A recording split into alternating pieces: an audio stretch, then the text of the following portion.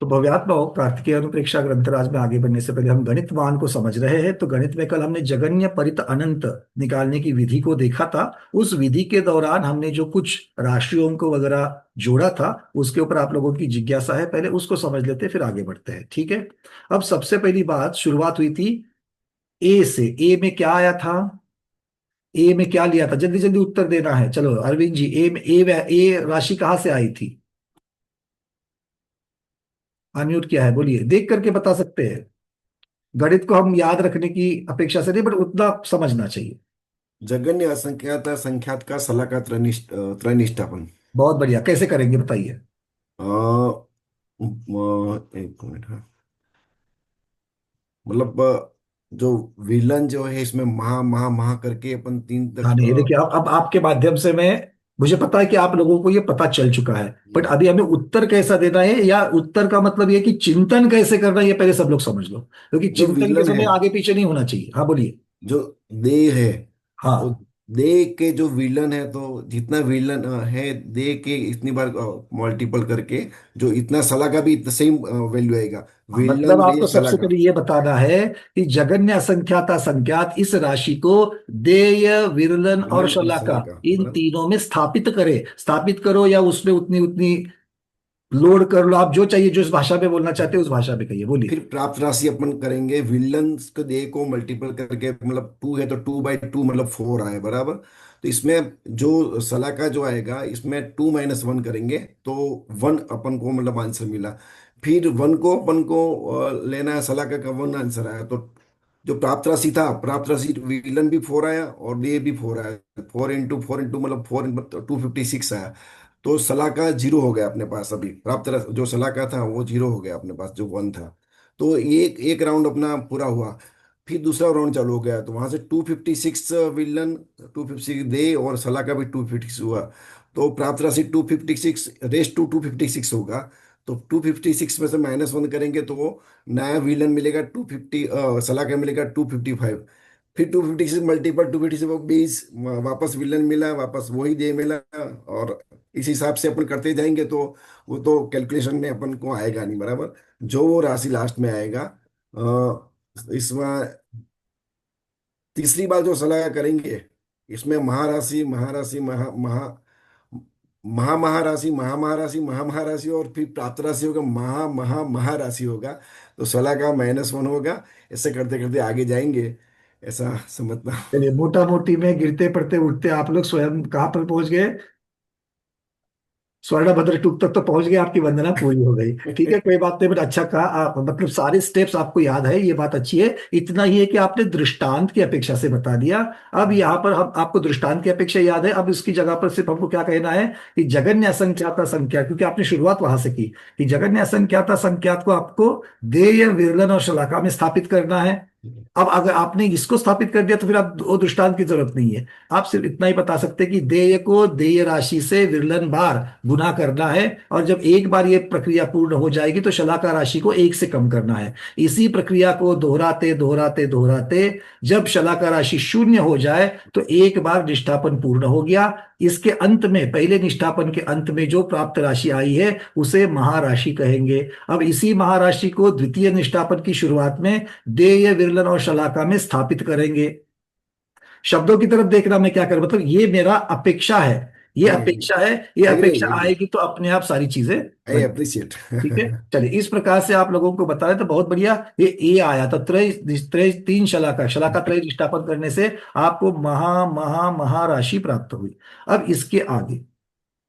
इसके आगे हमको इसमें क्या करना है? छह राशियों को जोड़ना है, तब जाकर के वो बी कहलाएगा। इस यहां पर भी हमें कोई प्रॉब्लम नहीं थी, जो सारी असंख्यात संख्यात वगैरह जो राशियां थी वो हमने जोड़ दी। एक जीव प्रदेशों की संख्या, एक धर्म द्रव्य के प्रदेशों की संख्या, एक अधर्म द्रव्य प्रदेशों की संख्या, लोकाकाश के प्रदेशों की संख्या, अप्रतिष्ठित प्रत्येक वनस्पति जीवों की संख्या और सप्रतिष्ठित प्रत्येक जीवों की संख्या, इन छह राशि को ए में जोड़ने से बी राशि प्राप्त हुई। अब बी राशि को जो प्राप्त किया है, उस बी यही। राशि को करना क्या है? बी राशि को शलाका त्रय निष्ठापन करना, जैसे पहले भी किया था अब यहां पर भी करना है। तो बी के त्रय, शलाका त्रय निष्ठापन के अंत में बी के बी महा महा महाराशि प्राप्त होगी। अब ये राशि का करना क्या है, इसमें हमें चार राशियों को जोड़ना है। अब इनमें क्या करना है, तो ये शलाकत्र निष्ठापन के बाद जो बी महा महा महाराशि आई उनको हमने क्या कहा, सी कहा। अब सी में हमको क्या करना है, चार राशियों को जोड़ना है ताकि डी बन जावे। तो सी से डी तक कैसे पहुंचेंगे, आज इसके ऊपर थोड़ी सी चर्चा करेंगे। अब सबसे पहले उसमें क्या डालना है, एक कल्पकाल के समय डालने हैं। कितने डालने हैं, एक कल्पकाल के समय। अब थोड़ा सा, उस दिन हमने एक समय की अनुभूति की, हाँ या ना, एक समय कितना छोटा है इसकी अनुभूति की। आज एक प्रदेश कितना छोटा होता है इसकी अनुभूति करनी है। समझ में आ गई बात, किसकी अनुभूति करनी है, एक प्रदेश की। मतलब एक प्रदेश को जब समझेंगे तो पूरे लोकाकाश में 343 घनराज्यों में कितने प्रदेश आएंगे ये भी समझ में आ जाएगा। थोड़ी बहुत भावभासना होगी। तो आचार्य भगवान यहां पर कहते हैं कि एक कल्पकाल के समय। अब एक कल्पकाल कितना होता है आप सबको पता है, सबने बोल दिया 20 कोड़ा कोड़ी सागर। 20 कोड़ा कोड़ी सागर। अब ये 20 कोड़ा कोड़ी सागर के जितने समय होते हैं, वो जो राशि है, वो जो राशि है, वो राशि कितनी बड़ी होगी आपको याद आ रहा है। एक सेकेंड में संख्यात हजार आवलियां कही थी, और एक आवली में असंख्यात समय कहे थे। एक आवली में असंख्यात समय, एक आवली में कौन सा वाला असंख्यात, जघन्य युक्ता संख्यात वाला असंख्यात लिया था। जघन्य युक्ता युक्ता संख्यात कैसे आया था, जघन्य युक्ता संख्यात कैसे आया था, चार प्रकार के वो कुंड भर करके अंतिम महाराशि जो आई थी सरसों की, उससे जघन्य परिता संख्यात मिला था। और जघन्य परिता संख्यात को जघन्य परिता संख्यात विरलन जब करेंगे, जगन्य परिता संख्यात को जगन्य परिता संख्यात से गुना करना है कितनी बार, जगन्य परिता संख्यात बार करना है, तब जाकर के जगन्य युक्ता संख्यात आया था। मतलब उतने ज्यादा समय एक आवली में है। ऐसी कितनी आवलियां, संख्यात हजार आवलियां एक सेकंड में होती है। मतलब एक सेकंड के समय करो तो कितने बड़े हो जाएंगे। अब एक समय के करो तो एक मिनट के करो, 60 से गुना करना, एक घंटे से गुना और एक 60 से गुना करेंगे तो एक घंटे के समय मिल जाएंगे। पर इतने बड़े असंख्यात को सिर्फ छोटी छोटी संख्याओं से गुणाकार कर रहे हो आप लोग, समझ में आ रही है बात। सेकंड से मिनट में जाते हो सिर्फ 60 से गुना कर रहे हो। 60 से गुना किसको कर रहे हो, मतलब एक चींटी की राशि से हिमालय पर्वत को अगर गुना करना है तो कितना बढ़ेगा, ज्यादा नहीं बढ़ेगा। बढ़ेगा जरूर क्योंकि गुणाकार कर रहे हो तो बढ़ेगा जरूर, पर थोड़ा बढ़ेगा। इसकी भाव वासना करो। अच्छा, उसके बाद सेकंड से मिनट, मिनट से फिर घंटे, घंटे में और 60 से गुना कर दिया, घंटों से दिन 12 से 24 से गुना कर दिया, दिन से वर्ष और 365 से गुना कर दिया। अब वर्ष को शताब्दी, सहस्त्राब्दी, दश सहस्त्राब्दी, ऐसा करते करते करते करते करते करते करते करते 1 करोड़, 1 करोड़ को 1 करोड़ से गुना, एक कोड़ा कोड़ी हो गया। उसके बाद 20 से गुना कर दिया, 20 कोड़ा कोड़ी हो गया, और उसमें सागर लगा दिया, मतलब असंख्यात से गुना कर दिया, तो वो बहुत बड़ा असंख्यात हो गया। अब इसके अंदर आने वाले समयों की संख्या कितनी होगी, जबरदस्त। समझ में आ रही है। अब ये जो संख्या है, ये जो संख्या है, वो अगर मैं एक लाइन में लगा दूं, इस संख्या को जितने प्रदेश बनेंगे, इस संख्या के इतने प्रदेश, अभी तो हमने समय में निकाला था, समय की संख्या आई थी। मान लो समय कितने आए थे, 100 समय आए थे। तो 100 समय की जगह पर मैं 100 प्रदेश बोलूंगा, उतनी ही संख्या मैं प्रदेश को दूंगा। और वो प्रदेश एक लाइन को, खुद को एक को लग के दूसरा, दूसरे को लग के तीसरा, तीसरे को लग के चौथा, ऐसे में लाइन से लगा दूं तो कितनी जगह घेरेगा, 100 प्रदेशों की जगह घेरेगा, हाँ या ना। ठीक है। अब 100 प्रदेश को कैसे लगाना है समझ में आ गया। अब किसको लगाना है एक लाइन में, तो 20 कोड़ा कोड़ी सागर के जितने समय होते हैं उनको एक लाइन में लगाना है। कितनी बड़ी लाइन हो जाएगी, हाँ या ना, अरे हाँ या ना। नहीं होगी। आपको पता है इतने समय के प्रदेश कितनी जगह पर अगर एक लाइन से बिठाएंगे तो बिठाएंगे, इतनी जगह पर, 1 अंगुल में। 3/4 इंच में बैठेंगे। 3/4 इंच में अगर मैं इतने सारे प्रदेशों को एक लाइन से बिठाऊं, एक पंक्ति से लगाऊं, तो कितने, 20 कोड़ा कोडी सागर के समय कितने, वो संख्या कम नहीं है, वो संख्या महासंख्या है। पर चूंकि हमारा प्रदेश इतना छोटा, इतना छोटा, इतना छोटा है कि उतने नंबर को भी अगर एक लाइन में लगा देवे तो वो 3/4 इंच में आ जावे। बात समझ में आ गई? इसका अर्थ क्या हो गया? वो राशि छोटी नहीं है, इसका अर्थ तो ये हो गया प्रदेश कितना छोटा है। समझ में आ गई बात? प्रदेश कितना छोटा है। अब हमको क्या सोचना है? वो क्षेत्र परावर्तन की बात सोचनी है। कौन से? पर क्षेत्र परावर्तन वाली, जहां पर हमने इस लोकाकाश के प्रत्येक प्रदेश के ऊपर हमने जन्म लिया। मतलब 3/4 इंच में जितने प्रदेश है उसके ऊपर अगर मुझे जन्म लेना है तो कितनी बार जन्म लेना पड़ेगा? कितनी बार जन्म लेना पड़ेगा? 3/4 आगे सरकने के लिए, पूरे लोकाकाश में 3/4 इंच आगे सरकने के लिए मुझे कितनी बार जन्म लेना पड़ेगा? तो 20 कोड़ा कोडी सागर के जितने समय होते हैं उतनी संख्या, मतलब उतने बार मुझे जन्म लेना पड़ेगा। और वो भी कब? उस एक एक एक क्रम से। कोई पक्का है क्या? एश्योरेंस है, गारंटी है कि यहां पर अब इस जिस प्रदेश पर जन्मे हैं, अब अगली बार उसके बाजू वाले पे ही जन्मोगे? अरे वो तो कर्म कहाँ लेकर के जाएगा, उसके ऊपर जाओगे। कभी भरत क्षेत्र, कभी ऐरावत क्षेत्र, कभी कोन पर, कभी त्रसदाली के बाहर, कभी त्रसदाली के अंदर, कभी स्वर्ग, कभी नर्क, कभी मध्यलोक। आया ना?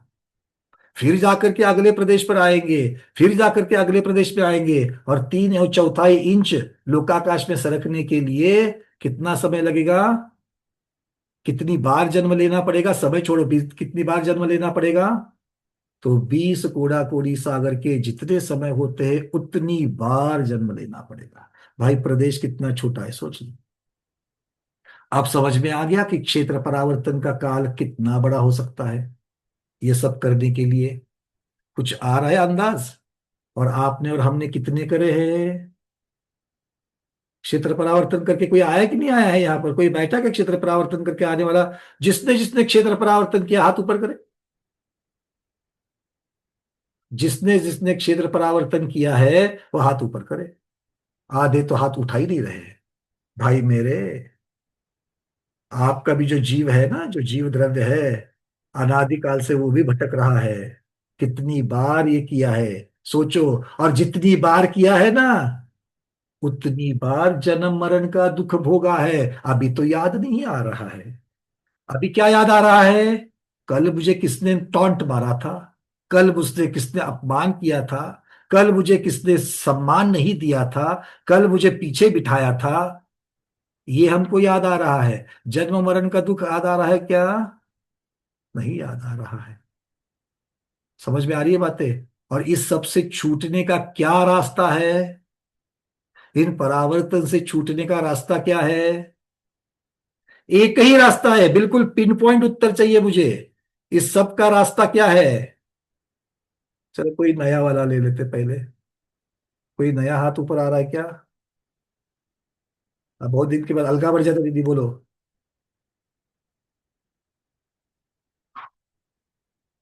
चलना भैया जी, व्रतों को धारण करना। अरे हमने बोला पिन पॉइंट उत्तर चाहिए मेरे को। एक ही उत्तर, एक ही इसका उत्तर है। जेटी गंगवाल जी। सम्यक दर्शन प्राप्त करना। सम्यक दर्शन, बस। वो बाकी सारे सम्यक दर्शन, फिर ज्ञान चारित्र, ये तो अपने आप जुड़ जाएगा इसको। सबसे पहले सम्यक दर्शन, अनादि मिथ्या दृष्टि को जब सम्यक दर्शन प्राप्त होगा, तब जाकर के वो परावर्तन, क्षेत्र परावर्तन से छूट जाएगा। क्यों? काल ही बचेगा अर्ध पुद्गल परावर्तन, पूरा पुद्गल भी नहीं कर पाएंगे। जितना आधा पुद्गल परावर्तन का काल, उतना उससे दुगना पुद्गल परावर्तन का काल। और पुद्गल परावर्तन का जिसका काल, उसका अनंत गुना क्षेत्र परावर्तन का काल। मतलब छूट जाएंगे किससे? सिर्फ सम्यक दर्शन से। और सम्यक दर्शन कब होगा? पंचामृत अभिषेक करने से, या सिर्फ जल डालने से, खड़े होकर अभिषेक करने से, या बैठकर अभिषेक करने से? सम्यक दर्शन कैसे होगा? मुझे पिन पॉइंट उत्तर चाहिए। पहले मैं बोल रहा हूं 5 5 6 6 साल स्वाध्याय किया है। कौन नया है? एक मिनट रुक जाओ जरा। हाँ, अंजना दीदी बोलो, अनम्यूट किया है। चेन्नई से जुड़ती है अंजना दीदी, बोलिए, अनम्यूट करिए, हाँ बोलिए। हो गया दीदी, बोलिए। अपने अपने में आएंगे तो भी सम्यक दर्शन प्राप्त कर सकते हैं। नहीं नहीं नहीं, सम्यक दर्शन को प्राप्त करना मतलब क्या करना है? इसका उत्तर क्या है आपका? जब तक हम अपने को नहीं समझेंगे भी हमें क्या करना है। हमको नहीं समझेंगे मतलब किसको नहीं समझेंगे? मैं तो खुद को बहुत बड़ा समझता हूं, तो हो गया क्या सम्यक दर्शन? आप ही बताइए। अगर हर एक को सोचने के लिए अगर छूट दे दी जाए ना, तो खुद को तो कोई सम्यक दर्शन, सारे सम्यक दृष्टि हो जाएंगे अपने अपने हिसाब से। थोड़ा आपका ठीक है, जा रहे हो, बट अब थोड़ा एक पिन पॉइंटिंग थोड़ा सा। सुजाता शाह दीदी,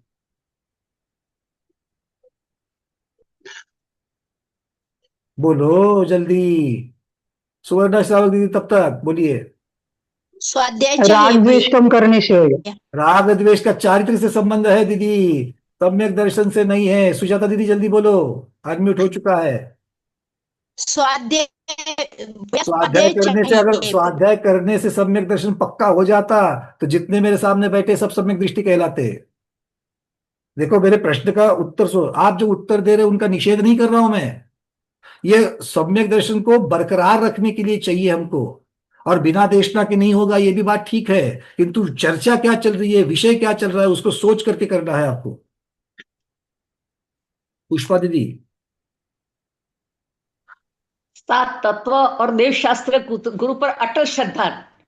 चारों, अटल अटल बहुत बढ़िया, श्रद्धा। चारों अनुयोगों के द्वारा जो सम्यक दर्शन का स्वरूप बताया है, वो सम्यक दर्शन को हमको समझना है। तत्वार्थ श्रद्धानम सम्यक दर्शनम, ये सबसे पहले आएगा।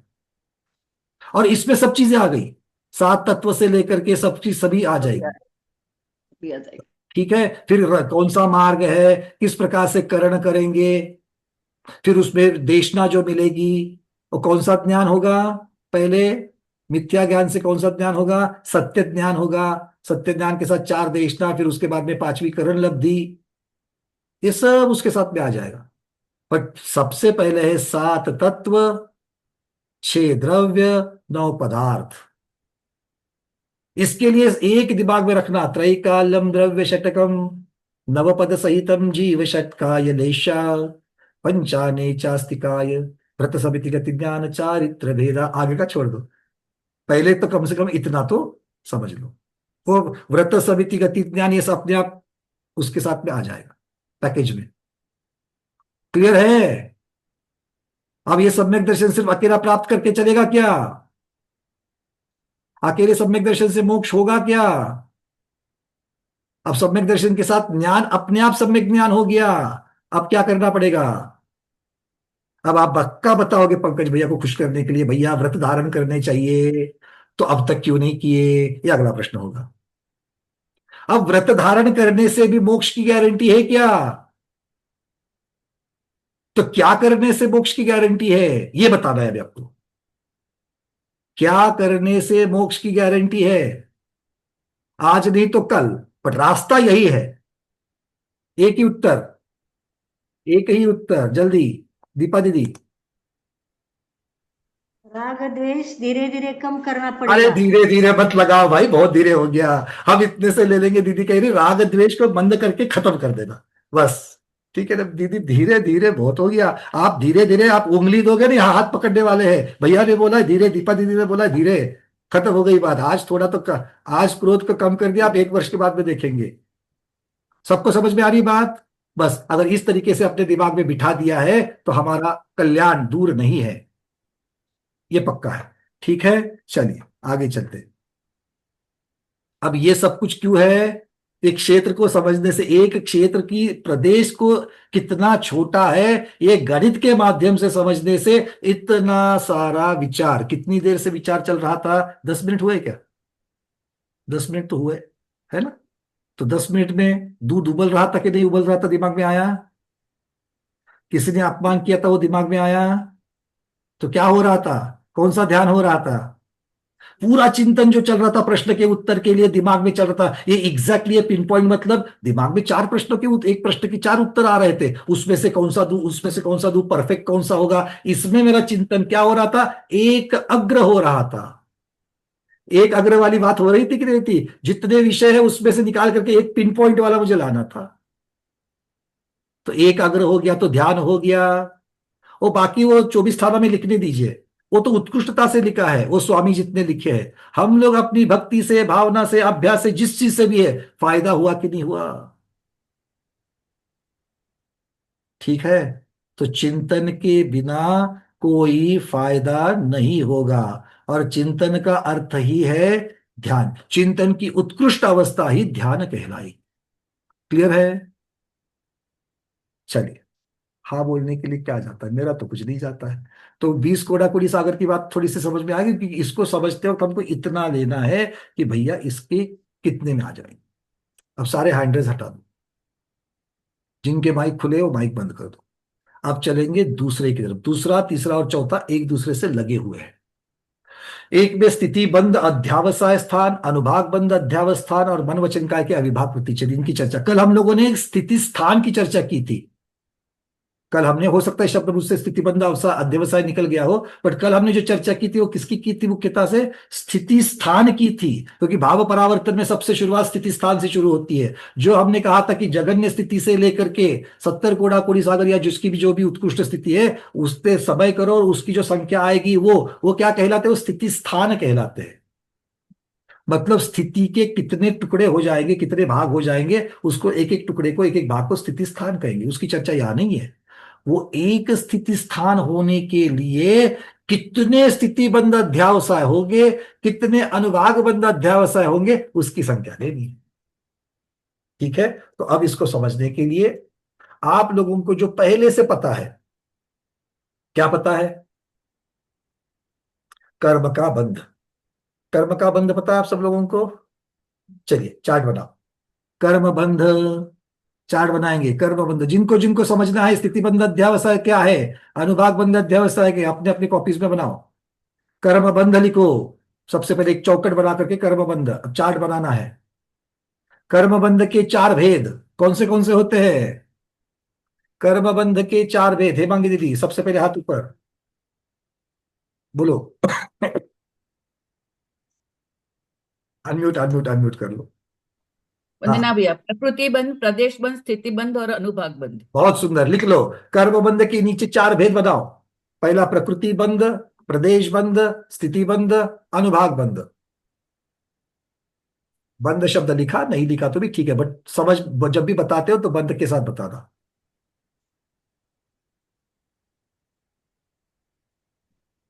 अब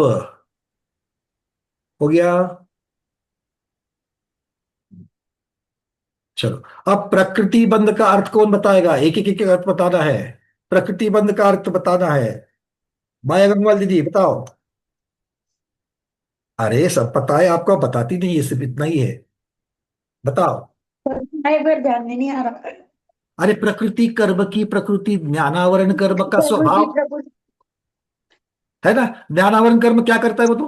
समझ रहा पर ध्यान बोलने में नहीं आ अरे रहा। कोई बात नहीं, मुझे भी समझ में नहीं आ रहा, हम दोनों मिलकर के निकाल लेंगे। चलो, ये इतना मैं प्रश्न पूछता हूँ, आप उत्तर बता दो, अपने आप दोनों पहुंच जाएंगे। अब बताओ, ज्ञानावरण कर्म क्या करता है? ज्ञान कर ज्ञानावरण कर्म ज्ञान को ढक देता है। ज्ञान को ढक देता है, मतलब उसका काम क्या हो गया? ज्ञान ज्ञान को ढकना। प्रकट नहीं होता। ज्ञान को हाँ, ढकना मतलब ज्ञानावरण कर्म का स्वभाव क्या है? स्वभाव मतलब उसका नेचर, वो क्या काम करता है? वो क्या काम कर ज्ञान को रहा है? भरने नहीं हाँ, ज्ञान ज्ञान को को भरने नहीं ढकना। मतलब जो कर्म का स्वभाव है, या वो जो कार्य करने के लिए जाएगा, उसे कहेंगे उसकी प्रकृति। क्लियर है? लिख दो। अब हाँ प्रकृति के नीचे लिखो, क्या लिखना प्रकृति के नीचे? कर्म का स्वभाव। क्या लिखेंगे? कर्म का स्वभाव। अब दूसरा है प्रदेश। अब प्रदेश को पहले लेंगे, प्रकृति के साथ लेंगे हम लोग थोड़ा, ठीक है। दूसरा लिखेंगे प्रकृति के बाद लिखेंगे प्रदेश। इसका कारण है क्योंकि ये दोनों एक साथ, किसी उसका दोनों का कारण एक ही होता है। तो प्रदेश लिखा। तो प्रदेश में कौन है? स्मिता दोषी दीदी, प्रदेश किसे कहेंगे? कर्म परमाणु की संख्या। बहुत सुंदर। कर्म परमाणु की संख्या, मतलब एक एक समय में, प्रति समय जो है, समय प्रबंध जो कहते हैं, उसमें कितने परमाणु आकर के चिपकने वाले हैं। तो प्रदेश के नीचे लिखो कर्म परमाणु की संख्या।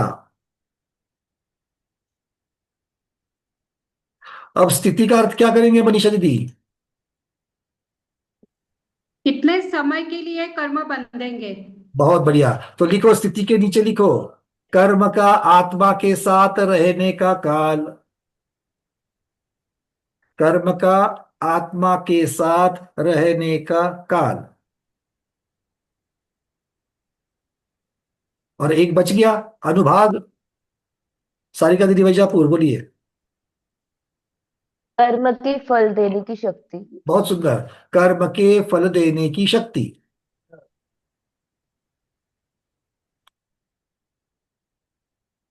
अब डॉक्टर शैला दीदी आपको बताना है कि इसमें से प्रकृति बंध और प्रदेश बंध, इनका कारण क्या होता है?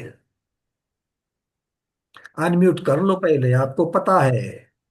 जो कर्म जो आते हैं वो कितने समय तक, वो मतलब तो अर्थ परमाणु को। देखो, अब तो अर्थ हो गया है ना। हम्म, प्रदेश बंध और प्रकृति बंध का अर्थ तो समझ लिया आपने, वो लिख भी दिया। ये दोनों का कारण क्या है? ये कर्म किसके के कारण फल, बंद होता है ये? योग के कारण। बहुत सुंदर, योग के कारण। तो दोनों को लिख दो, प्रकृति और प्रदेश दोनों को कॉमन करके नीचे लिखो कारण योग। सुनीता बज दीदी, स्थिति और अनुभाग का कारण क्या है? कषाय के कारण बनते। कषाय के कारण। बहुत बढ़िया। अब स्थिति और अनुभाग दोनों को जोड़ करके नीचे लिखो कारण कषाय। ठीक है। अब जो तीन राशियां हमको चाहिए, तीन राशियां जो हमको चाहिए, उसमें से स्थिति स्थान जो है, स्थिति बंध अध्यवसाय, वो स्थिति से संबंधित है। अनुभाग बंध अध्यवसाय अनुभाग से संबंधित है। और मन वचन काय, इसको क्या कहते हैं हम लोग? योग योग। योग। मतलब यहां पर योग अर्थात प्रदेश से संबंधित है।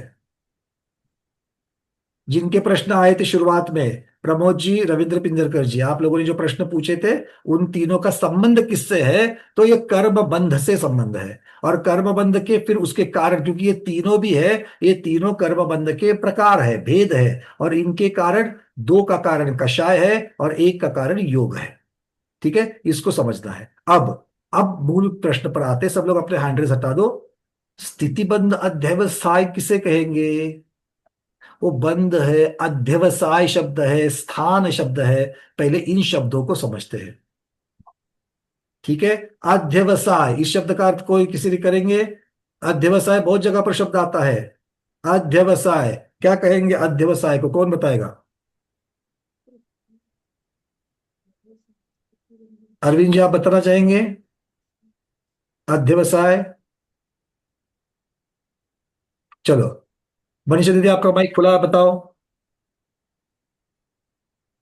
कषाय। अध्यवसाय शब्द का अर्थ? कषाय। पूर्णिमा दीदी? वरना भैया जी, अनिर्णय होना। हाँ, निर्णय होना, निर्णय होना। निर्णय होना। और और कौन बताना चाहेगा? लीला दीदी? जी, कषाय कषाय के परिणामों से जो बंद होता है, स्थिति मुझे का जो, अध्यवसाय शब्द का अर्थ चाहिए। उसे कषाय सिर्फ अनध्यवसाय का अर्थ बंद। अनिता पहाड़ी दीदी? जिसका ठोस निर्णय नहीं होता ऐसा। हेमंत दीदी, निर्णय करना, आंतरिक दृढ़ निर्णय करना। और कोई अर्थ दूसरे पता है क्या? प्रबोध खारगर। कषाय स्थान। कषाय स्थान, ये शब्द तो अलग से आएंगे। अध्यवसाय, दीपा दीदी।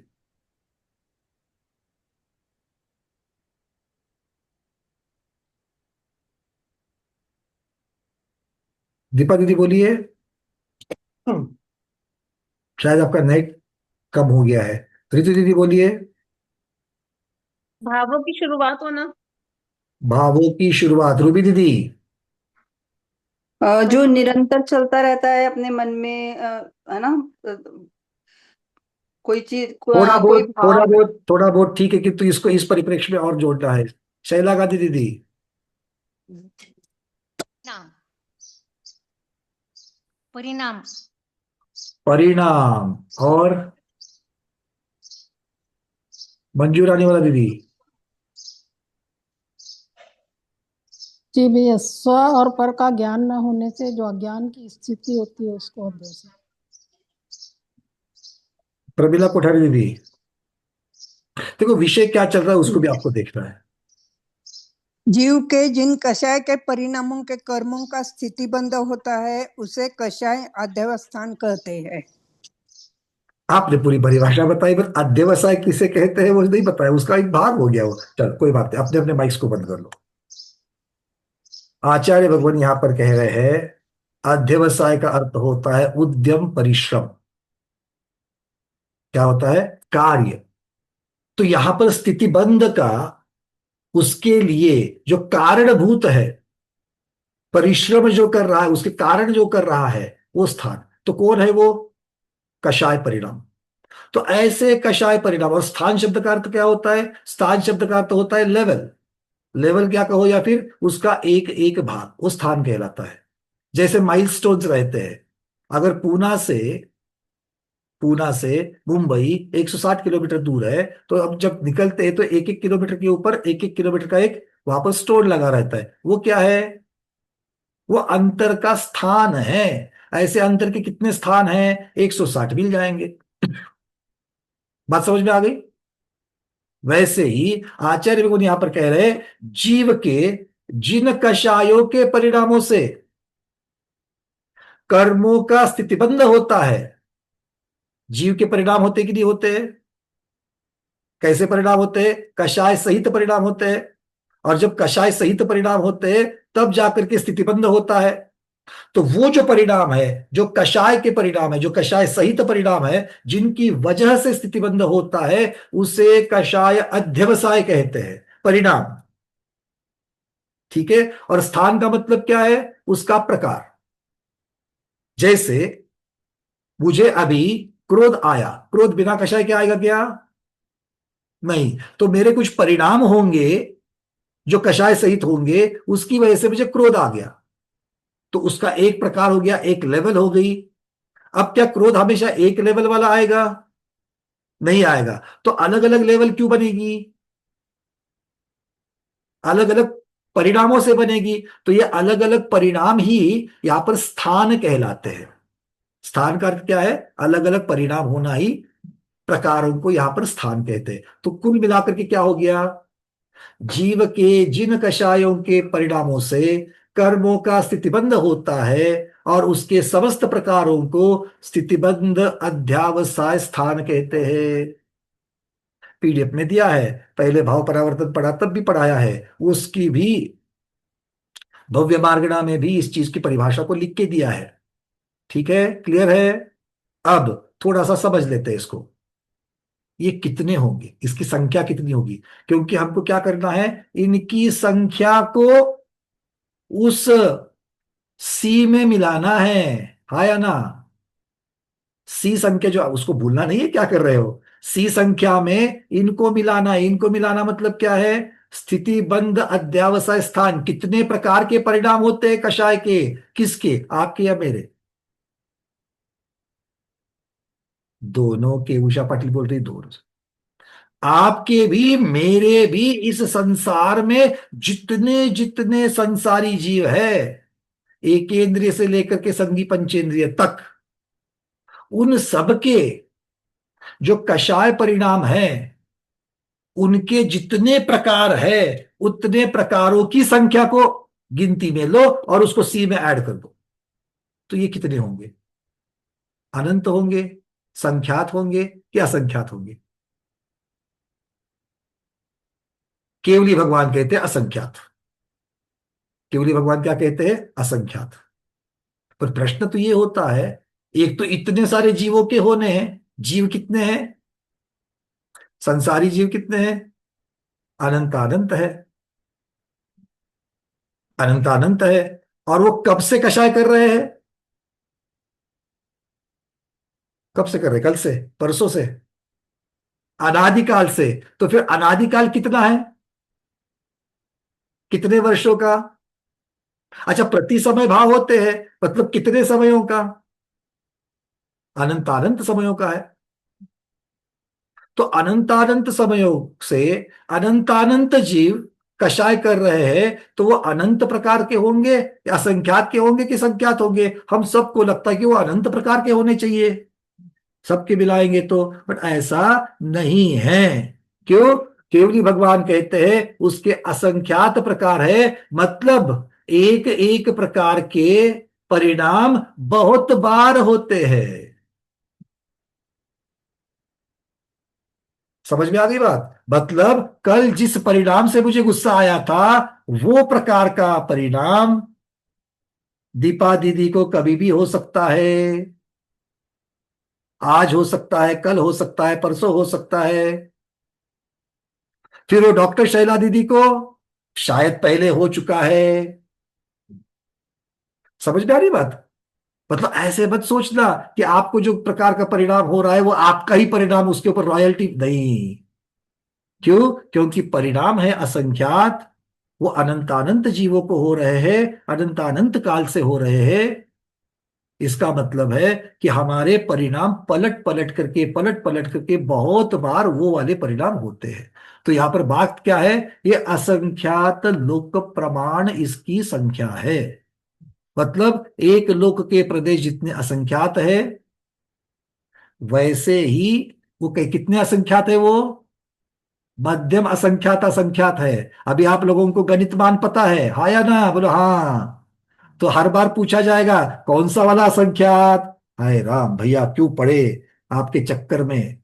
पहले कम से कम ये तो बोल सकते थे कि हमको मालूम नहीं। अब तो आपने पढ़ा भी दिया और हमको समझ में भी आ गया, अब हर बार आप पूछेंगे,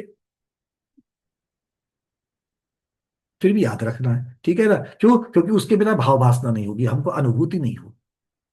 तो वो मध्यम असंख्याता संख्यात प्रकार के इतने सारे हैं। समझ में आ गई बात? मतलब हमारे कषाय के, कषाय मतलब क्या है? क्रोध मान माया लोभ वाले परिणाम। कषाय और कुछ दूसरा चीज है क्या? बोलो। नहीं। तो ये क्रोध मान माया लोभ के जो परिणाम है, वो परिणाम कितने प्रकार के हैं?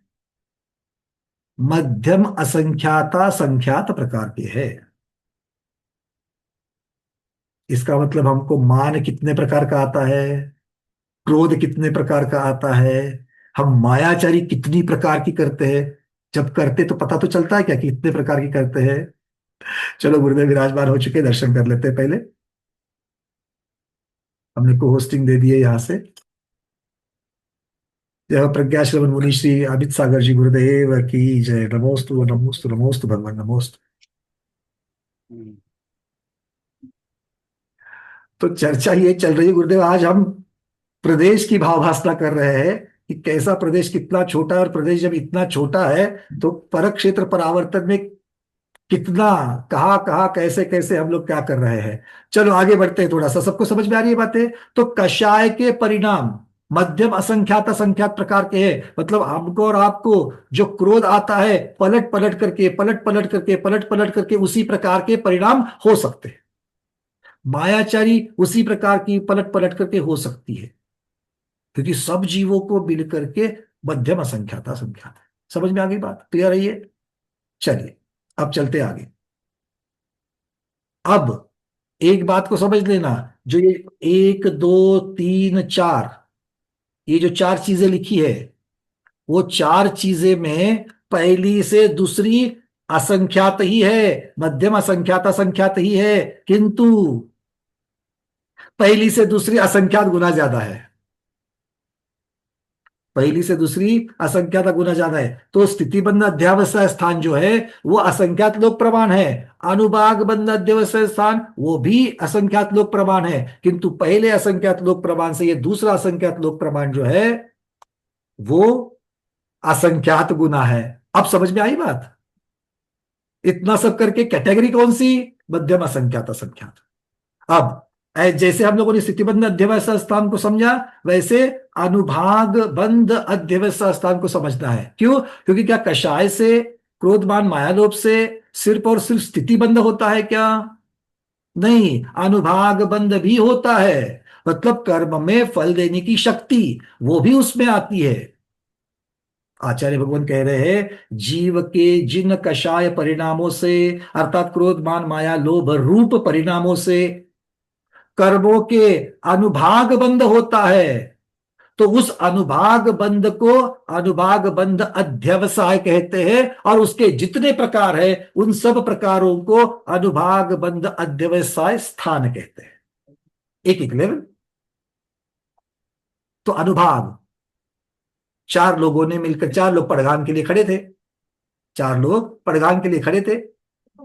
अब चारों के भाव समान रहते हैं क्या? उसमें से 2 तो इसलिए खड़े थे क्योंकि आज घर में हमारे चौका लगाया है और महाराज जी आने वाले, महाराज जी का आज पड़गान होने वाला है, और घर वालों ने बोला करके 2 लोग खड़े थे। 4 में से 2 क्यों खड़े थे? आज चौका लगाए, घर वालों ने बोला है बाहर नहीं जाना, चुपचाप यहां पर खड़े रहो, इसलिए फल लेकर के खड़े थे। अब बताओ, उनके जो भाव है और जो दूसरे जो 2 है उनके भाव देखो। अब उसमें से तो एक ग्रह नहीं है, वो उसने चौका क्यों लगाया? अरे बाकी 4 लोगों ने चौका लगाया था, तो हमें भी तो आज देखे, आज नहीं तो कल चौका लगाना पड़ेगा, नहीं तो समाज वाले क्या बोलेंगे? इस भावना से उसने चौका लगाया है। और पहला वाला, मेरे गुरुवर की चरण मेरे घर में कब पड़ेंगे, इस भावना से वो खड़ा है। जब गुरु को साक्षात देखता है, अत्रो अत्रो तिष्ठ तिष्ठ बोलता है, उसके आंखों में आंसू आने के प्रकार हो रहा है। मतलब कितनी भाव। अब देखो, चारों भी प्रक्रिया कर रहे पड़गान की, भाव कैसे बन रहे हैं। अब बताओ, चारों को जो पुण्य का बंध होगा, वहां पर खड़े होने मात्र से भी पुण्य हो रहा है, जो जबरदस्ती खड़े किए गए उनको भी पुण्य का बंध हो रहा है। किंतु क्या चारों को समान ऐसा पुण्य बंधेगा कि चारों को फल एक प्रकार का मिलेगा, उसकी शक्ति एक प्रकार की होगी? नहीं। मतलब जैसे जैसे परिणाम अलग अलग है, वैसे फल भी, शक्ति भी अलग मिलेगी। ये बात को समझ गए? मतलब फल देने की शक्ति क्यों अलग अलग हो रही है? क्योंकि परिणाम बदल रहे हैं। तो ये परिणामों की जो संख्या है वो कितनी है? असंख्यात लोक प्रमाण है। समझ में आ गई बात? तो यही कहलाते हैं अनुभाग बंध अध्यवसाय स्थान। अब एक स्थितिबंध अध्यावसाय स्थान के असंख्यात लोक प्रमाण अनुभाग बंध स्थान होंगे। तो किस प्रकार से जब चलते हैं, तो इसीलिए दूसरे असंख्यात लोक प्रमाण असंख्यात असंख्यात गुना है, ये भाव परावर्तन में हमने देखा है। ठीक है, चलो, तो ये समझ में आ गई बात। अब जो अंतिम वाला था, अंतिम वाला कौन सा था? मन वचन काय के अविभाग प्रतिच्छेद। तो यहां पर मन वचन काय का अर्थ क्या होता है? मन की क्रिया, उसके साथ होने वाला आत्मा का परिस्पंदन, मन की प्रवृत्ति के साथ होने वाला आत्मा का परिस्पंदन, वचन की प्रवृत्ति के साथ होने वाला आत्मा का परिस्पंदन, और काय की प्रवृत्ति के साथ होने वाला आत्मा का परिस्पंदन। तो अगर हम नाना जीवों की अपेक्षा मन के चिंतन, मन की प्रवृत्ति की अपेक्षा से जब हम योग देखेंगे, तो उसमें जितने भी प्रकार मिलेंगे हमको योग के, वो क्या है? योग स्थान कहलाएंगे। वो क्या कहलाएंगे? योग स्थान। किसका? मन के प्रवृत्ति से होने वाला योग स्थान। क्यों? क्योंकि उसमें भी लेवल्स है, उसमें भी लेवल है। किसके? परिस्पंदन कराने के। तो प्रवृत्ति कम से कम, परिस्पंदन भी उसी प्रकार से, प्रवृत्ति ज्यादा से ज्यादा, परिस्पंदन भी उस प्रकार से। तो जघन्य से लेकर के उत्तम तक जो परिस्पंदन हो रहा है, और परिस्पंदन कराना ये जैसे गुण है, तो उस गुण की शक्ति क्या कहलाएगी? अविभाग प्रतिच्छेद कहलाएगी। मतलब उसके छोटे छोटे छोटे छोटे अंश करेंगे, शक्त्यांश करेंगे, तो एक एक शक्त्यांश को क्या कहेंगे? अविभाग प्रतिच्छेद कहेंगे। सबको समझ आ रही है बात? तो मतलब हो गया कि मन की प्रवृत्ति के साथ आत्मा का परिस्पंदन होने वाली, वो जो आत्मा का परिस्पंदन की जो शक्ति है, उसके अलग अलग प्रकार के जो शक्त्यांश है उसकी संख्या, वचन प्रवृत्ति के साथ होने वाले आत्म परिस्पंदन के शक्ति के शक्त्यांशों की संख्या, और इसी प्रकार से काय प्रवृत्ति के साथ होने वाले आत्म परिस्पंदन की शक्ति के शक्त्यांशों की संख्या, इन सब को जमा करेंगे तो कितने होंगे? असंख्यात लोक प्रमाण। और ये असंख्यात लोक प्रमाण कितना है? तो अनुभाग बंध अध्यवसाय स्थान से असंख्यात गुना ज्यादा है। क्लियर हो गई बात? मोटा मोटी में उतना तो ये चार राशि को जब किस में मिलाएंगे? सी में मिलाएंगे तो आएगी डी राशि। और डी राशि का करना क्या है? डी राशि का करना क्या है? शलाका त्रय निष्ठापन, तब जाकर के महा महा महाराशि आएगी, वो कहलाएगी जगन्य परित अनंत। ठीक है। अब एक बहुत बड़ा विशेष खुलासा करने वाले हैं, उसके पहले एक प्रश्न को लेते हैं। अरविंद जी बोलिए, अनम्यूट अनम्यूट करिए। हाँ नमस्ते गुरुदेव। वल्लभ भैया जी, ये जो अपन चर्चा करें वो एक जीव की अपेक्षा या नाना जीव की अपेक्षा चर्चा करें? जितने भी जीव है, जितने भी मन वचन काय की प्रवृत्ति के साथ है, तो इसमें जो तो उसमें से मैक्सिमम रेंज निकालना है हमको। तो इसमें स्थिति अनुभाग और जो मतलब ये योग है, इसमें भी आपका मेरा एक समय में कभी ऐसा टेलीपैथी होता है, सेम अपन बोल रहे हैं, तो हो इसमें सकता है तो एक ही प्रकार होगा। बराबर है ना? तो वो एक समय में होवे या अलग अलग समय में होवे, प्रकार एक ही है तो एक ही गिनती आएगी। इसीलिए अपन असंख्यात गिनते हैं, अनंत होने के बाद भी अपन असंख्यात गिनते हैं। जी बराबर? जी बिल्कुल ठीक, बिल्कुल ठीक। और दूसरा इसमें जो अध्यवसाय व्यवसाय जो बोल रहे हैं अपन, तो इसमें परिणाम ये स्थिति, तो कितने समय तक ये जो कर्म की मतलब जो अपन कषाय भाव रखा है, इसका परिणाम जो है, तो इसमें स्थिति में अनुभाग में और ये योग में सिर्फ परिणाम जो है इसका ही मतलब परिणाम ही होगा ना, इसका मतलब तो बिल्कुल जो परिणामों से, अगर परिणाम जो है वो परिणाम दो काम कर रहे हैं। हाँ। कार्य की अपेक्षा परिणामों को दो भागों में बांटा गया। परिणाम जो स्थिति का बंध करा रहे हैं, और परिणाम जो अनुभाग का बंध करा रहे हैं। परिणाम तो हमारे परिणाम ही है, किंतु सूक्ष्मता से दो कार्य हो रहे हैं, इसलिए कार्य की अपेक्षा उनमें बंटवारा कर दिया। ओके ओके ओके, ठीक है। और इसका जाकर के क्या होगा फिर आगे, वो तो भाव परावर्तन का विषय यहाँ नहीं आएगा, किंतु स्थिति स्थान बनेंगे। स्थिति स्थान मतलब जगन्य से उत्कृष्ट तक जिस प्रकार की स्थिति है, उसको एक एक समय की अपेक्षा से उसको अलग अलग कर लो, तो एक एक समय से एक एक स्थिति स्थान बन जाएगा। मतलब परिणाम से जो कार्य होता है, उद्यम जो होता है अपना, उसको एनालिसिस करना है, वो अध्यवसाय परिणाम, वो कार्य उसका जो है वो कार्य। ठीक है ठीक है। चलिए अब बात महत्वपूर्ण ये है। गंगवाल जी बोलिए। वंदना भैया जी, ये आपने स्थिति बंध व्यवसाय स्थान से संख्यात गुना अनुभाग बंध असंख्यात गुना, असंख्यात गुना, संख्यात नहीं, संख्यात गुना, और मन वचन से असंख्यात गुना, तो ये कल्प काल के जो समय है उससे असंख्यात गुना स्थिति बंध व्यवसाय स्थान है। वो ऐसा यहाँ पर ये सब तीन जो चीजें एक दूसरे से जुड़ी हुई है उसका हमने बता दिया। अच्छा, हर जगह पर संबंध लगाना चाहिए ऐसी बात नहीं है, सारे मध्यम असंख्यात असंख्यात भी आएंगे। अच्छा, तो उसका कल्पकाल का इसका संबंध यहाँ नहीं बताया। तीन चीज का संबंध क्यों बताया? क्योंकि तीनों चीज भाव परावर्तन से या एक ही जीव या अलग अलग जीवों के कषाय और योग बंध से संबंधित है, इसलिए तीनों में संबंध बता दिया। ठीक है। अब बात महत्वपूर्ण ये है कि यहां पर अनंत शब्द आ गया पहली बार, परित अनंत में अनंत पहली बार शब्द आ गया, तो हमें समझना है कि अनंत भी दो प्रकार के हैं। मोटा मोटी में अनंत भी दो प्रकार के हैं। कैसे? तो ऐसा एक कहलाता है सक्षय अनंत और दूसरा कहलाता है अक्षय अनंत। क्षय सहित और क्षय रहित, ऐसे दो भेद करने हैं। अनंत के दो भेद करेंगे, सक्षय अनंत और अक्षय अनंत। अब सक्षय का अर्थ क्या होता है? जैसे खर्च करते करते करते करते मेरे पास राशि है, मैंने कुछ, मेरे पास पैसे है, वो खर्च करते करते करते करते वो राशि शून्य हो जाती है। ये क्या होती है? ये क्षय सहित होती है, इसे सक्षय कहते हैं। और अक्षय किसे कहेंगे? तो नई वृद्धि कुछ नहीं हो रही है, नया माल नहीं आ रहा है, और जो मेरे पास है वो भी कम होते जा रहा है, उसका व्यय हो रहा है, वो खर्च हो रहा है, फिर भी वो कभी खत्म नहीं होगा। नया ऐड नहीं हो रहा है, जो मेरे पास है वो खर्च भी हो रहा है, तो भी वो कभी खत्म नहीं होगा। वो अनंत कहलाता है अक्षय अनंत।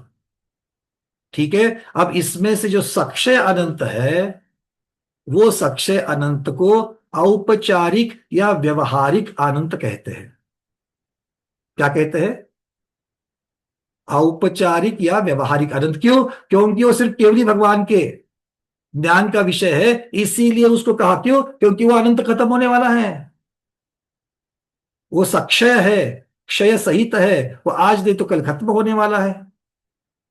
तो खत्म होने वाला है तो भी उसको अंत रहित मतलब अनंत कह रहे हो आप। तो अनंत क्यों कह रहे हो उसको? ऐसा प्रश्न मन में आएगा, आएगा कि नहीं आएगा? अरे बोलो हाँ। जो चीज खत्म होने जा रही है उसको भी आप अनंत कह रहे हो, तो क्यों कह रहे हो? तो इसीलिए कह रहे हो क्योंकि वो जो राशि है वो सिर्फ केवली भगवान गम्य है। मति श्रुत अवधि मन परिय ज्ञानी उसे नहीं जान सकते, इसीलिए उस विवक्षा से है, इसलिए उसको उपचार से औपचारिक कहा, व्यवहारिक कहा। नहीं तो रियल अनंत, आप अपनी बोली भाषा में रियल अनंत अनंत कहेंगे, मतलब जिसका कोई अंत नहीं। अगर इस शब्द की अपेक्षा से जाएंगे तो रियल अनंत कौन सा है? अक्षय अनंत जो है वही रियल अनंत है। दोनों भी केवली भगवान गम में ही है, किंतु एक औपचारिक विवक्षित है और दूसरा साक्षात अनंत। ठीक है, क्लियर है? अरे हाँ या ना? हाँ तो बोलो, ना तो बोलो, कुछ तो बोलो। चलिए गंगवाल जी बोलिए। निबुध राशि को अक्षय अनंत राशि कहेंगे। अब देखो, जहां जहां जो जो आएगी उसका बात अपने आप आएगा, थोड़ा सा धैर्य रखो। ठीक है, क्योंकि हमको स्टेप बाय स्टेप जाना है, क्योंकि एक प्रश्न उठ करके हो नहीं, उसके साथ बहुत सारे प्रश्न उठ जाएंगे। ठीक है, तो कौन सी राशि कौन सी है, कौन सी राशि कौन सी है, ये देखेंगे। अभी तक हम लोग तो अभव्य राशि आगे आने वाली है। अभी तक हम लोग जगन्य युक्तानंत तक नहीं गए, जगन्य अनंतानंत तक नहीं गए हैं, उत्कृष्ट अनंतानंत को भी जानना है, तो इन राशियों की तरफ भी जाएगा। अब तक जितनी बात हुई है उसके बारे में प्रश्न पूछना है। विजयलक्ष्मी दीदी। ये अक्षय अनंत में ऐड होते रहते हैं तो भी एम्प्टी नहीं होता है, और साक्षी में ऐड कुछ भी नहीं होता है तो भी एम्प्टी नहीं होता है। नहीं, करेक्ट? सबसे पहली बात है, दोनों अनंत में नया कुछ भी नहीं आ रहा है। नवीन अच्छा। वृद्धि दोनों में नहीं हो रही है। हाँ। दोनों स्टॉक है हमारे पास, गोडाउन के स्टॉक है। एक स्टॉक खत्म होगा, एक स्टॉक कभी खत्म नहीं होगा। नया कुछ नहीं आ रहा है, दोनों भी नहीं आ रहा है। इस पे खत्म कौन सा? साक्षी अनंत खत्म होएगा क्या? तो क्षय, क्षय सहित, क्षय मतलब खत्म होना। अच्छा। और सक्षय में आएगा तो भी कोई फर्क नहीं है, बस दोनों का समान तुलना करने के लिए दोनों में नहीं आ रहा, इस प्रकार की भावास्था करें। ठीक है, अ, गुरुदेव आपने हैंड रेज, आप कुछ कहना चाह रहे हैं गुरुदेव? आप कहीं भी जब भी चाहिए वहां से आप अनम्यूट कर सकते हो, आपको अनम्यूट कर सकते हो वहां से। अच्छा नहीं, ठीक ठीक है, ठीक है गुरु, ठीक। रूबी दीदी पूछिए। महाराज जी आपकी आवाज नहीं आ रही, म्यूट है गुरुदेव वहां से। भैया जी मैं ये जानना चाहती एक थी एक एक सक्षय मिनट, का एक मिनट रूबी दीदी, गुरुदेव कुछ कह रहे हैं। हाँ महाराज जी। ये बात जो है हमने बताया कि धवला पुस्तक की चौथी पुस्तक में ये सारी चीजें अनंत अनंत के इतने प्रकार दिए हैं, और अनंत के भी जो समझाने की प्रक्रियाएं हैं, स्वरूप भेद और स्वामी भेद। जी गुरुदेव। एक संख्यात्मक अनंत होता है, दूसरा सीमात्मक अनंत होता है। जी। आकाश कितना है? अनंत है। अनंत है, वो सीमात्मक अनंत है। जी वो अनंत, हाँ। और जो अनंत दान, अनंत ज्ञान, और जो 5 लब्धियां अनंत अनंत की, वो जी संख्यात्मक अनंत है। जी तो जी, ये चीजें जो हैं, जो पहले उपमा मान के द्वारा ही समझाई जा रही। जी गुरुदेव, हम पहले संख्या मान ले रहे हैं, बाद में उपमा मान में तो आएगी, अनंत के 11 भेद वो भी बताएंगे। हाँ, तो इसलिए हमारा कोई वो नहीं है कि ये नहीं नहीं नहीं, पूरे जो बिल्कुल है। नहीं, बट हम आप बिल्कुल सही कह रहे हैं। आप तो अब पूरा अवलोकन हो रहा है ना आपका, तो आप ऊपर से अभेद रूप से सब उसको अवलोकित कर रहे हो, जैसे केवली करते हैं हम लोग। अभी धीरे धीरे धीरे वहां पर पहुंच रहे हैं, तो टारगेट वही है, सब चीजों को समझना है। महाबंध में प्रकृति, स्थिति, अनुभव, प्रदेश, जी ये जो महाबंध है अपना सतखंडागम का अंतिम बंध, जी गुरुदेव। अंतिम खंड महाबंध है। तो पहली जी पुस्तक चल रही है, तो उसमें प्रकृति बंध के ओह और आदेश से सारी मार्गणाओं को घटित किया जा रहा है। अच्छा। हाँ, धवला धवल और महाधवल छठकंडा का इन सब में तो मार्गणाओं की अपेक्षा ही वर्णन, मतलब अनुयोग द्वारों की अपेक्षा वर्णन, ये सब चीजों सब जगह वही आ गई है। हम ही 2017 में जब हम शरण बिल्कुल थे, तो पूज्य अपने बास पूज्य सागर जी महाराज जी और चांद कीर्ति जी महाराज, तो वो कहते थे कि सतखंडागम में सबसे पहले महाबंध पढ़ना चाहिए। अच्छा। हाँ, और हमने भी अनुभव किया। अभी पहली पुस्तक है, हम लोग रीडिंग ही कर रहे हैं, तो प्रकृति बंध के साथ पूरी मार्गणाओं में अनुयोग द्वारों के द्वारा इतना बढ़िया खुलासा करते हैं, ये सब काम वहां आएंगे। अच्छा गुरुदेव, भावना तो यही बात है, कभी आपके मुखारविंद से ये सब कुछ सुनना है, क्योंकि ये चीज तो गुरुओं के द्वारा ही बताई जानी चाहिए और उनके मुखारविंद से पढ़नी चाहिए। अभी उसमें आया कि तीर्थंकर प्रकृति का बंध उत्तम वज्र नारा सहनन के साथ होता है, ये जी नई बात। लेकिन एक और विशेष बात आई, उच्च गोत्र के साथ ही तीर्थंकर प्रकृति का बंध होता है, नीच गोत्र के साथ नहीं होगा। मतलब सत्ता में उच्च गोत्र चाहिए, उदय में चाहिए, क्या बंध में चाहिए, हाँ, कैसे चाहिए? नहीं, उदय में, बिना उदय में चाहिए। उच्च गोत्र के उदय के। इसीलिए तीर्थंकर प्रकृति जो होती है उसको उच्च उच्च गोत्र कहा है, जन्म का भी उच्च है और कर्म का भी उच्च। बहुत सारी बातें इतनी क्लियर हो रही है महाबंध में भी। जी रहस्य है ये सारे, क्योंकि इसीलिए तो ये सब चीजें, क्योंकि बाकी के ग्रंथ जो है वो सार रूप है, और सार रूप में उसके बीच वाली चीजें जो ये सूक्ष्म है वो नहीं आएगी, और सूक्ष्म तो वही मिलेगा जब यहाँ पर गंगोत्री है। विस्तार रुचि से के लिए है। जी जी जी। जैसे अभी गुरुदेव ने बात अनंत की छेड़ी थी, तो जैसे हम लोगों ने असंख्यात के 11 वेद देखे थे, वैसे ही अनंत के भी आएंगे, उपमा मान में देखेंगे। जैसे नाम अनंत है, स्थापना अनंत है, द्रव्य अनंत है, शाश्वत अनंत है, वही उसी प्रकार से गणना अनंत है। तो ये संख्या वेद में गणना अनंत की बात आ रही है। ये इसको क्लियर रखना, ये उपमा मान में अपने आप आ जाएगा। ठीक है, चलिए अरविंद जी प्रश्न पूछे। वैसे समय तो अपना पूर्ण हो चुका है, आचार्य श्री आते ही संपन्न कर देंगे। अच्छा, आपका अनम्यूट कर लीजिए अरविंद जी। वरना भैया जी, जो सक्षय अनंत का जो व्यवहारिक स्वरूप बताया भी, वो केवली का ही विषय, लेकिन वो खत्म होने वाला है, तो वो व्यवहारिक कैसे? अब जरा मुझे इसमें थोड़ा। व्यवहार मतलब इस प्रकार से है कि निश्चय से तो अनंत, जो गुण रूपी अनंत कौन रहेगा? अक्षय अनंत ही रहेगा, क्योंकि अनंत को अनंत हम लोग किस अपेक्षा से लेते हैं, ये कभी खत्म नहीं होने वाला है। तो इसीलिए अक्षय अनंत को ही रियल से हम लोग अक्षय कहेंगे। इसलिए इसको औपचारिक या व्यवहारिक, व्यवहारिक मतलब क्या है कि पर्याय, चूंकि वो अनंत की पर्याय, इस अपेक्षा से उसको ले लेंगे। लेकिन केवली का विषय कैसे कंसिडर करेंगे? केवली का विषय इसलिए है क्योंकि वो मनपर्य ज्ञानी और मतिश्रुत ज्ञानी, अवधि ज्ञानी नहीं जान सकते हैं, इसीलिए वो अनंत है। जगन्य परित इसके आगे लगाना है, जो संख्या मेरे पास आ गई है वो जगन्य परित है। वो कौन जान पा रहे हैं? मतिश्रुत वाले नहीं, अवधि ज्ञानी वाले नहीं, मनपर्य ज्ञानी वाले नहीं, सिर्फ केवली ज्ञानी। तो इसको क्या कहेंगे? पहले जो परिभाषा बनी है कि सिर्फ केवली जानते हैं वो अनंत, इसीलिए जगन्य परित के साथ में अनंत शब्द लग गया। ठीक है, लेकिन वो ये खला मतलब मतलब 0 0 हो सकता है मतलब? जी, क्योंकि एकांत नहीं है। अगर एक ही प्रकार का अनंत होता तो 11 भेद बनाना, क्योंकि उसके पीछे विवक्षा लगी है। नाम अनंत मतलब क्या है?